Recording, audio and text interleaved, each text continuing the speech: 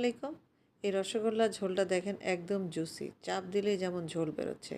তো আজকে দেখাবো ঘরে কিভাবে নরম স্পঞ্জি রসগোল্লা তৈরি করা যায়। দুধটা ভালো করে জাল দেবো, তার সাথে গুঁড়া দুধ এবং বাটার অ্যাড করবো এবং দুধে বলক আসলে দুধটা ঠান্ডা করে নিয়ে হাফ কাপ পানির সাথে হাফ কাপ ভিনেগার মিশ্রিত করে ছানা কেটে নেব। ছানাটা ভালোভাবে ধুয়ে নিয়ে ছানাটা প্রায় 1 ঘন্টা ঝুলিয়ে রাখবো। এরপরে দিচ্ছি, ঝুলিয়ে রাখার পরে এতে ইউজ করতেছি 1 চামচ ময়দা, 1 চামচ চিনি, 1 চামচ সুজি এবং 1 চিমটি বেকিং পাউডার দিয়ে সুন্দরভাবে মথে নিয়ে মিষ্টির বল তৈরি করে নেব। এখানে আমি একটা কড়াইয়ে সুন্দর করে প্রায় 1 কাপ চিনির সাথে প্রায় 5 কাপ পানি দিয়ে বলক উঠিয়ে নেব এবং রসগোল্লার বলগুলো এখানে দিয়ে দেব। বল 2-3 মিনিট ফোটার পরে এখানে 1 চামচ ময়দার সাথে কিছু পানি মিশ্রিত এখানে দিয়ে প্রায় 10 মিনিট ফোটাবো। এরপরে আমরা 1 কাপ চিনির সাথে 1 কাপ পানি দিয়ে প্রায় চিনির একটা শিরা তৈরি করে রাখবো। সেই শিরার মধ্যে এই ফুটে ওঠা রসগোল্লাগুলো প্রায় 2 ঘন্টা ভিজিয়ে রাখবো। ভিজিয়ে রাখার পর দেখুন তৈরি হয়ে গেল পারফেক্ট স্পঞ্জি রসগোল্লা। আশা করব এভাবে একবার বাসায় ট্রাই করবেন।